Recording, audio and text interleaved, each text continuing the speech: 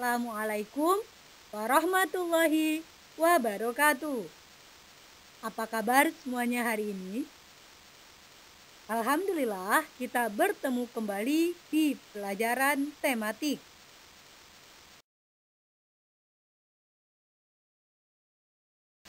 Hari ini kita akan belajar tematik tema 8, subtema 2, perubahan lingkungan, pembelajaran 3 dan 4. Sebelum kita mulai untuk membahas materi pada hari ini, mari bersama-sama kita membaca doa terlebih dahulu.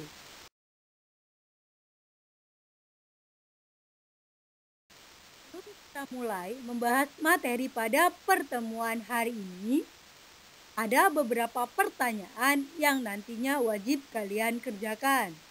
Jawaban dari pertanyaan ini ada di dalam video. Jadi sekali lagi, mohon simak videonya dengan seksama.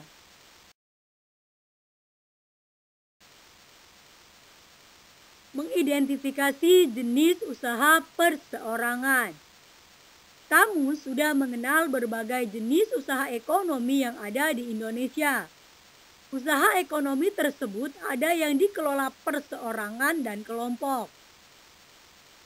Usaha perseorangan adalah badan usaha yang kepemilikannya dimiliki oleh satu orang. Pada umumnya memiliki modal terbatas sehingga jenis barang yang dihasilkan pun juga terbatas. Kemudian memiliki tenaga kerja atau buruh yang sedikit dan penggunaan alat produksi juga masih menggunakan teknologi sederhana.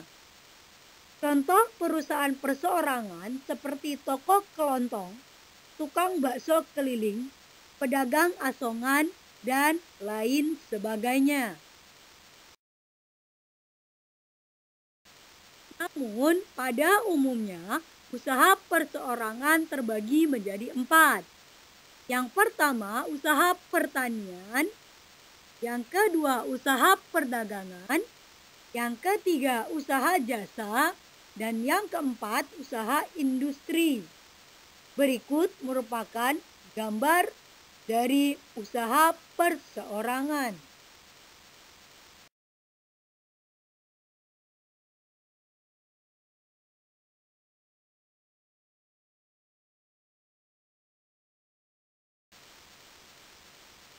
Selain usaha yang dikelola perseorangan, ada juga usaha yang dikelola secara kelompok atau bersama. Usaha kelompok biasanya dikelola dan dimiliki oleh lebih dari satu orang. Usaha kelompok memiliki modal besar yang berasal dari beberapa pemilik sehingga mampu menghasilkan barang atau jasa yang beragam jenisnya. Contoh usaha kelompok adalah sebagai berikut. Yang pertama, BUMN. BUMN adalah usaha ekonomi yang sebagian besar modalnya berasal dari negara. BUMN bergerak di bidang usaha bersifat strategis atau vital. Contoh BUMN adalah PT KAI, Pertamina, PLN, dan lain sebagainya.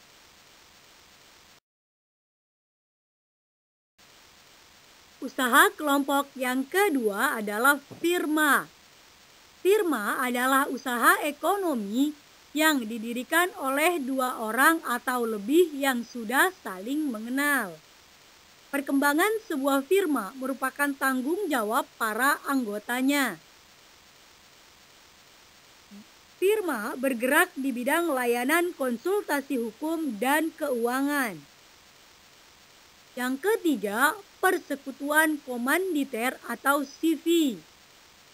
Dikelola oleh beberapa orang yang terdiri dari anggota aktif dan anggota pasif.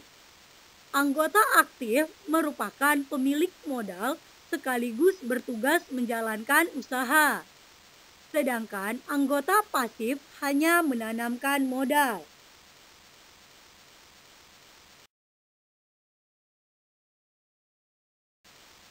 Usaha kelompok yang keempat adalah perseroan terbatas atau PT. PT adalah usaha yang didirikan dan dikelola oleh dua orang atau lebih. PT memperoleh modal dari penjualan saham yang dilakukan oleh pemiliknya. Setiap saham memiliki nilai nominal tertentu. Banyaknya saham mempengaruhi keuntungan yang diperoleh oleh pemilik saham. Yang kelima adalah koperasi. Koperasi adalah badan usaha beranggotakan orang-orang atau badan hukum koperasi. Koperasi dikelola dengan asas kekeluargaan.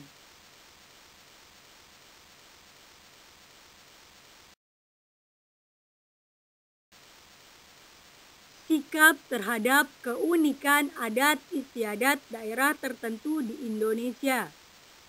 Di Indonesia, terdapat lebih dari 300 suku bangsa yang tersebar di seluruh daerah. Setiap suku bangsa memiliki adat istiadat. Adat istiadat adalah perilaku, budaya, dan aturan-aturan yang diterapkan dalam masyarakat secara turun-menurun. Oleh sebab itu, biasanya terdapat sanksi sosial bagi mereka yang melanggar atau tidak menjalankan adat istiadat itu. Adat istiadat bersifat lokal sehingga adat suatu daerah dapat berbeda dengan daerah lain. Contoh adat istiadat dalam masyarakat dapat terlihat pada upacara pernikahan, upacara 7 bulanan, upacara kematian, serta upacara sebelum masa tanam dan sesudah masa panen. Adat istiadat mengandung nilai-nilai luhur yang berasal dari nenek moyang sehingga menjadi pedoman dalam kehidupan sehari-hari bagi masyarakatnya. Kita harus menghargai adat istiadat setiap daerah dimanapun kita berada. Hal itu dapat dilakukan antara lain dengan cara berikut. Yang pertama, mempelajari adat istiadat daerah yang akan kita kunjungi. Yang kedua, memahami aturan dalam adat istiadat di setiap daerah. Dan yang ketiga, tidak melakukan hal-hal yang dilarang dalam adat istiadat daerah tertentu.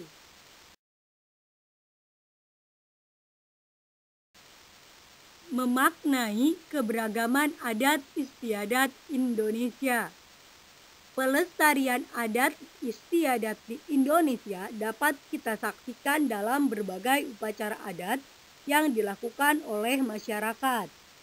Setiap upacara adat menyimpan makna dan nilai-nilai luhur yang hingga saat ini berusaha dijaga oleh masyarakat di daerahnya. Dengan mempelajari keberagaman adat istiadat di Indonesia, artinya kita telah ikut serta menjaga dan melestarikan adat istiadat yang ada di Indonesia. Berikut merupakan contoh upacara adat yang ada di Indonesia. Gambar pertama adalah upacara Grebek Besar, yang merupakan tradisi di daerah Demak dalam menyambut Hari Besar Agama Islam. Gambar yang kedua merupakan upacara Ngaben, di mana merupakan upacara kematian yang dilaksanakan dengan ritual adat tertentu oleh masyarakat Bali.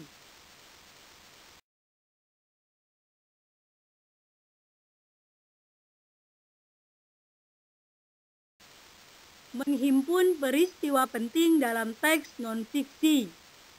Indonesia memiliki keragaman budaya. Pengetahuan tentang keberagaman budaya dapat diperoleh dengan membaca teks. Setiap paragraf dalam teks mengandung peristiwa penting yang akan menambah wawasan. Kamu dapat menghimpun peristiwa penting dalam teks non-fiksi. Menghimpun artinya mengidentifikasi dan mengumpulkan informasi peristiwa yang ada di dalam teks non-fiksi. Kita dapat membuat catatan agar tidak lupa dan dapat membagikannya kepada orang lain. Peristiwa penting yang telah dihimpun dapat disajikan dalam bentuk peta pikiran.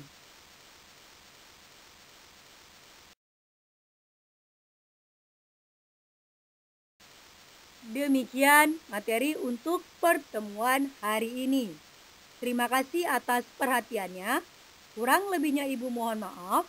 Selamat mengerjakan. Wassalamualaikum warahmatullahi wabarakatuh.